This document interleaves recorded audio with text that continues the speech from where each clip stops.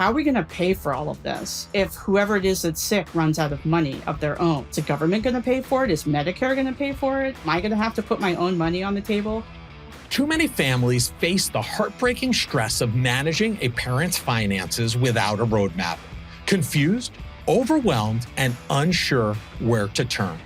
Beth Pinsker knows that pain intimately, a nationally recognized financial columnist and certified financial planner. Beth became her mother's financial caregiver, and it changed everything. In this episode, she shares the deeply personal story behind her book, My Mother's Money, and reveals a powerful vision, a world where families can approach caregiving with confidence, clarity, and compassion. If you're caring for a loved one or simply planning ahead, this conversation could change how you navigate life's most difficult transitions. I'm Larry Sprung, your host for the Midland Money Mindset and founder and wealth advisor of Midland Financial. Let's dive into today's show. Well, we are super excited today to have Beth Pinsker, nationally recognized financial columnist at MarketWatch and certified financial planner. And I am so excited to share her story. Welcome to the show, Beth. Thanks so much for having me on. Yeah, it's a pleasure. We're kind of reversing the roles because I've been involved in some of your articles over time, and I'm really excited. We'll be talking about your book and everything you're up to today. But before we dive in there, can you share with our listeners, because they're always fascinated by our guests and their journeys of how they ended up or got to where they are. So can you share, how did you end up being a nationally recognized financial columnist with MarketWatch, and your writing and your covering of the financial services profession? There was no path that got me here. It was, nobody understands my career path, and certainly not me. I started out as a film critic. And I worked as an entertainment journalist, and I worked for TV shows and newspapers and trade publications, hung out with movie stars and went to film festivals and did all of that stuff. And then slowly over time, I started to cover the business of making entertainment. And that led me somehow down a path to personal finance. And that is where my passion kicked in. And I just loved it. It just suited me. And I started to run a personal finance website called Wallet Pop, which launched right in 2008 in the middle of the Great Recession. And we covered all aspects of frugality and money saving. And it became my core subject matter. And then I moved on to Reuters as a personal finance editor and columnist. And the opportunity came up to get my certified financial planning designation because they changed the work requirement so that journalists could qualify for the mark of CFP. So a lot of journalists like Christine Benz studied for the CFP, but did it at a time when they weren't allowing that. And so you could do all the work and then not get the little letters after your name. And they changed the rules when I was doing it, and you could get the letters after your name. So I went through the program mostly to better myself as a journalist. I really wanted to know what I was writing about and talking about and the nuances of it. So when I talked to somebody like you, I could understand what you were saying, and I could know the next intelligent question to ask you, because a lot of what you deal with in the personal finance world is a what if situation. And 99% of the time, the answer is, oh, it depends. Should I take Social Security early? I don't know. It depends. It depends how old you are. It depends how much money you have. And if you don't know those what if questions to ask, you're missing out on a lot of the puzzle. So I wanted to know all of those things. I wanted, and the CFP is a very broad program. So you learn estate planning and you learn insurance and all of those things. And it's been really helpful to me as a journalist to have that basis of knowledge to work from in order to then ask deeper questions and go deeper and see more things in the data that are out there. Did you have this love of finance, personal finance, before going down this path that you've gone on? Or was it something you just found, organically along the way? I didn't know, but when I was writing my book, my book is called My Mother's Money, and it's about my journey taking care of my mother's finances when she got sick. And then I don't want to give any spoiler alerts, but after she passed away, I had to close out her estate, which is one of the more difficult tasks in life, emotionally and intellectually. Like, that's just a really hard thing to do functionally. Besides the grief that you're going through. And I realized that most of my love for writing came from my father, who was an English professor. And my mother took care of all the finances in the household and was constantly fighting with the IRS. We got audited 3 times when I was growing up. And my mom just fought with them, and she never lost an audit. She would take over the dining room table every year at tax time. And, my father wrote, and he was an English professor. And so he had a lot of freelance income and a home office and all those sorts of complicated deductions that drive accountants crazy. And she had receipts for everything. And she would go to these audits with all of her documentation, and she would come back with the government having owed her money. And that is the spirit I had to go into taking care of my mom with. Like, she would stand for no less than perfection and absolutely having every detail buttoned up with her money. And I needed to do right by her with that. And nothing I learned in my CFP classes or my decades of reporting on this industry, nothing prepared me for that. There's just no rule book out there for what it feels like to go through that and all the pitfalls and obstacles you run into and how to get over them. And it was really hard. And so when I was at MarketWatch, I just started my job when my mom first got sick. And my job was to be a retirement columnist and write about these sorts of things. And so I wrote columns about the hardest things that I faced, and they were really popular. People really need this information. And so when I got towards the end of it, I was able to pull that together into a book proposal and pull all of that material that I gained over the course of like a year and a half and pull it together into a book with their expert interviews and interviews with other caregivers and all sorts of resources and help. And there's a workbook at the back. So like you can really get a full life cycle of what it feels like to have to take care of somebody in your life and like step into their finances. Yeah. Let's talk about the CFP for a second, because I think that's an interesting thing, because a lot of journalists are not CFPs who are in the, financial services, financial reporting area. And I think that's a huge differentiator for yourself. And, it's clear that you learned a lot more, in the day-to-day from, working with, and through your mom's situation than perhaps you did with regard to the CFP. But, you said in your own words, the CFP was really a baseline for you so that you could have deeper conversations as you were doing this reporting. So, is this something that you would highly recommend and encourage for other people who are reporting in the financial space? I talked to a lot of journalists who asked me that same question. And the answer is, if you have the time and the temperament to do it, it's a great thing. Really, the advice I give to any young journalist is learn a subject matter.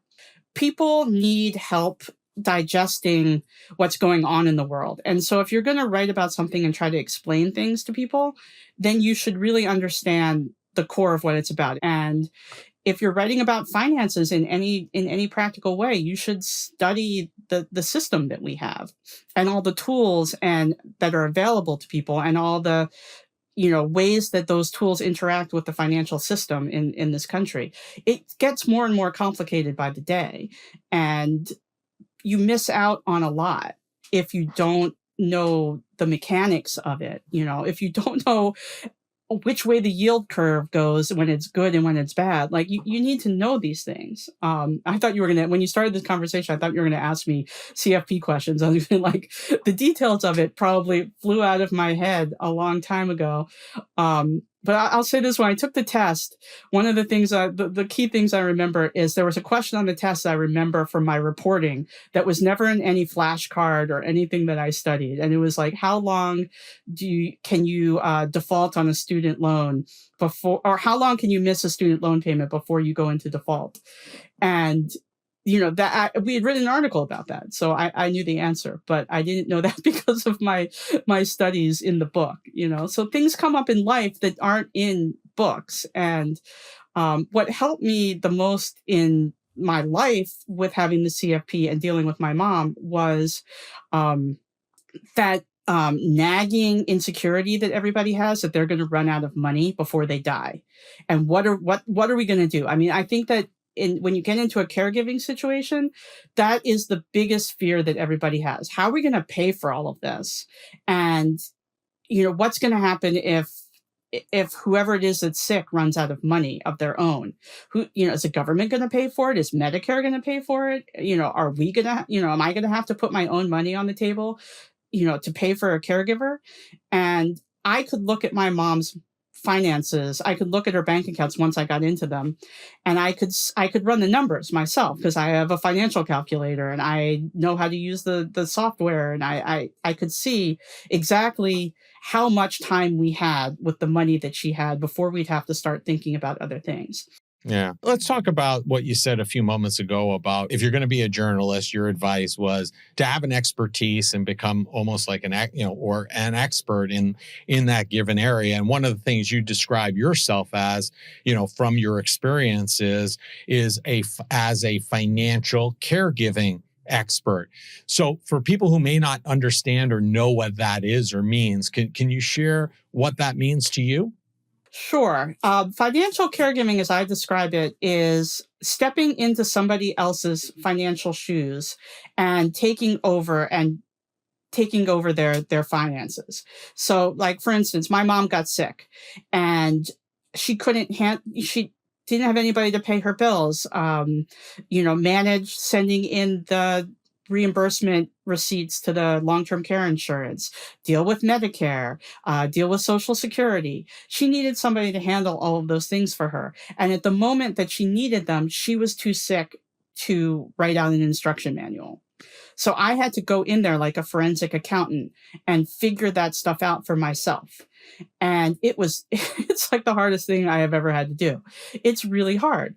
Think about the stumbling blocks that most people have filing their own taxes, right? Like you think, I need to know where my mortgage interest statement is, but it's your house. So if you can't find it and you don't know where the mail got to, you can call them up and get it. If it's your mother, you can't. You don't know where her mortgage statement is or which address it got sent to. And if you call them up, they won't talk to you.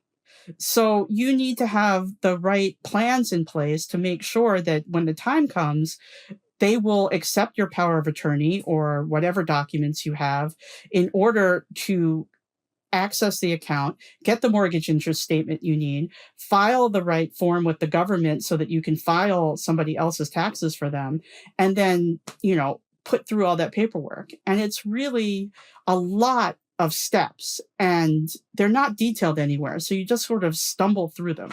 Well, they're not detailed until now because they're in my book. Imagine a relationship where financial conversations don't feel stressful, but actually bring you joy. We've designed a guide to help you have positive, meaningful money conversations with your partner. This isn't just another budgeting tool. It's a roadmap for building trust and connection. So if you're ready to start a joyful money journey with your partner, go to Mitland.us/couplesjoy and download your free guide. Transform your financial future together, starting today. So let's talk about your book, My Mother's Money. What do you hope that readers will take away from reading the book, which I believe you had published by Penguin Random House, right? So it's an imprint of Penguin Random House called Crown Currency. And what I wanted to do is give people a full sense of what all of this entails so they would understand the why of the importance of planning.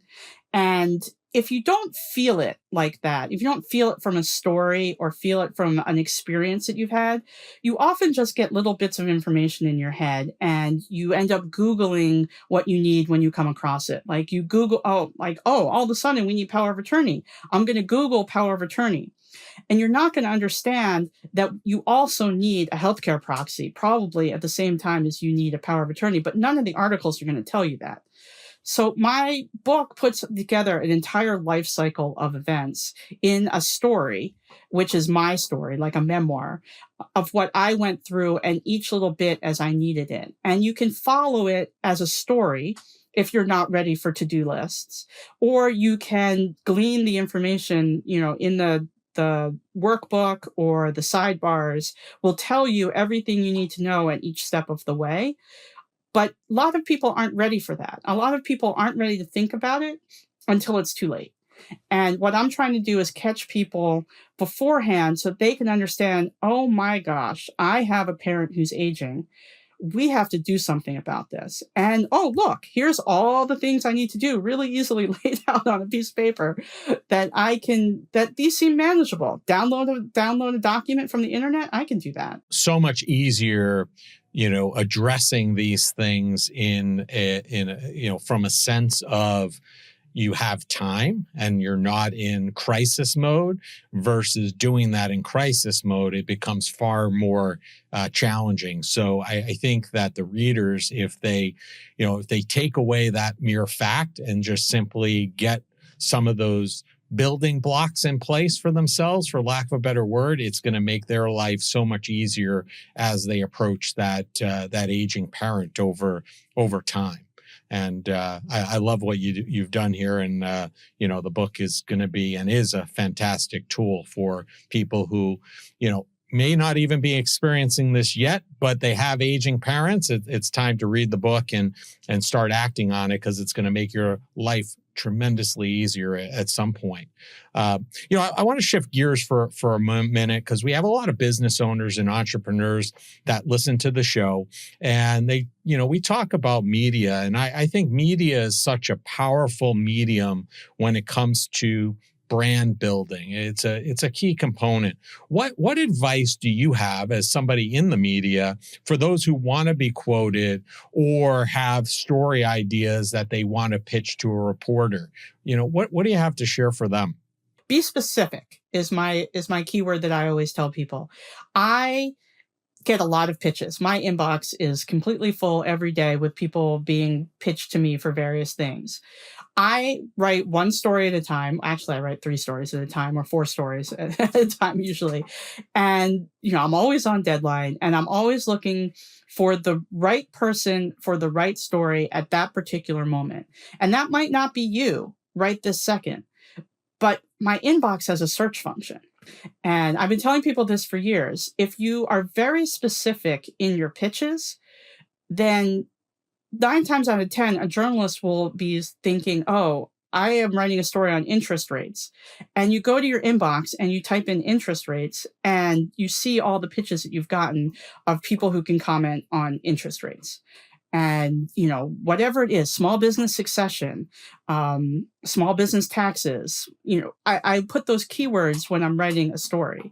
If you can raise to the level of having some kind of data to offer, then that usually gets my attention too, because I am always trying to get out ahead of things rather than follow behind them. So if you have data from your users of your business or your clientele that you've aggregated blindly, that to me is the currency that I traffic in. And so if you have something to offer that's interesting, you can write that in a pitch. And, if it rises to the level of news, then, me or somebody like me would bite on that. Yeah. And I would add, as somebody who works with the media quite often, being responsive is very important, because as you said, you're on deadline all the time. I mean, I've literally taken calls with reporters from gondolas during Christmas vacation because I wanted to make sure I got back to them. And I think probably the most memorable one and maybe funny one at the same time was a couple of summers ago. I was about to go in for an appendectomy. And before I did, I was on the phone with a reporter because they had reached out to me for comment. So I think that if you use those 2 things, like you said, be very specific and don't get discouraged if it's not picked up and you don't don't have an interest today, or the reporter doesn't have an interest today, because it could come back, it sounds like months or maybe even a year later, that you're writing a story, and it just might be timely that you had sent in that information, and now that's time for you to write it and you need some help, or you're looking for comments, right? Absolutely. That always just, yeah, be patient because news comes around constantly and you never know when it's going to happen. But reporters work off the news. And so whatever you're pitching might not be the news of the day, but it could be the news of tomorrow. You never know. All right. Agreed. As somebody like yourself who's been in the financial media space for, some time now, how have you seen the landscape change, from your point of view? Well, it's been a tremendous evolution just in terms of the access that people have to data and information and the speed at which they want it. It makes us constantly have to work to stay ahead of the curve and to be able to explain things to people. The tax bill has so many different elements to it, but you sort of have to go one by one, and they're going to emerge as they do when there's clarifications and things like that as they come along. And details just change all the time, and the economic system changes all the time, and the situations change. And that's what we try to do the most, is just try to explain things to people as they're happening, but before they've even thought of the question. I want to say, I'm going to preface this question that I wanted to ask you. Over the years, you've written many stories. What is the story, or maybe there's a couple of stories that you're most proud of, I guess? And I'll clarify that by saying, aside from the one that you've written about your mother, in this book, because I'm sure that's been hugely impactful to you in your life. But aside from that story, what one or two other stories have really made an impact on you during your career in this medium? Well, there's one that I mentioned in the book, actually. I had written a story about, the headline was something like, "What should be in your death file?" And it was a story I wrote for Reuters before I even started the CFP. It was back in 2014. And this man his father had died, and he thought everything was going to be a huge mess. So he went to his house and he turned on his computer and he thought, what am I going to do with all this stuff? I don't know where anything is. And on the desktop, it's a Microsoft Word, there's a little folder, it looks like a file tab, and it says death. And he double clicks on the folder, and everything he needed was in there. His father's military discharge, a copy of his birth certificate, instructions for where to find other things, his financial statements. And he was like, oh my gosh, this is the best thing ever. And so the story listed what should be in your death file. And my mom told me that she was reading her local paper in Florida one day, and she came across this article, and she liked to clip things out of the newspaper, like old people do. And she would send me clips from time to time. And she'd gotten out the scissors to cut out this article, because it was a great article about estate planning that she thought I should read. And she starts to cut it, and she realizes that I wrote it. Because, Reuters is a news service, and our stuff gets syndicated everywhere. So my stuff was syndicated to her local paper. And she was so moved by it, she was literally cutting it out to send to me. And I think I'm most proud of that, because I piqued her interest without her even knowing that I wrote it. And, because my mother reads everything that you write regardless. And she was interested in it and was going to talk to me about it and didn't even know that I had written it. So that to me was, one of my most proud moments. Amazing. Quite the story. So, if there are journalists or people that have a propensity to write, they really enjoy that, right? We talk a lot about joy on here, and or they're, going down the route of being a journalist. What advice do you have for aspiring journalists? Have an emergency fund. It's not the highest paying profession, and there's a lot of layoffs. I've been laid off a lot of times in my career. I've had more jobs than the average person. You move around, you learn things from each place that you go, and if you really love it, it's the greatest thing in the world. I love it. I couldn't think of doing anything else, and it's great to be able to do it. And it's something that you can do forever because journalists don't retire because we're poor. So you need to have the fortitude to withstand a lot of shocks. And so, yes, an emergency fund. Because if you're a freelance journalist, one thing is that the checks never come. Like you write a piece and then 6 months later, the check will randomly arrive. So you just need to work on those basics of financial planning before you start a career like this, because it's not going to be a steady corporate ladder that you just go up and up and up. It sounds like you really need to love what you're doing too, as a rewarding factor. You should love what you're doing anyway. I tell my kids that all the time. I agree with that. Yes, I agree. I agree with that. If you love what you do, then you know you've picked the right path. And if you don't, you should keep searching. That's all. Like everybody should love what they do. I agree with you 1,000%, Beth. And that leads us into the last and final question that we ask each of our guests on the Midland Money Mindset, because we are all about joy on this show. And that is, Beth, what did you do today that brought you joy and put you in the right mindset for success? I walked my dog with my kids. We have this dog, and the dog is a pack animal and has anxiety, and like the rest of the family. You know how the dog always ends up like the rest of you? And the dog has anxiety and will not walk with just one person. And I think she does this to like make us be a family, And so when my kids were little, I would make them take turns because they would always complain and whine about having to go out and walk the dog. And so they would alternate days. And they're older now, and, one's off at college half the time. And they were both around today, and they wanted to go on a dog walk.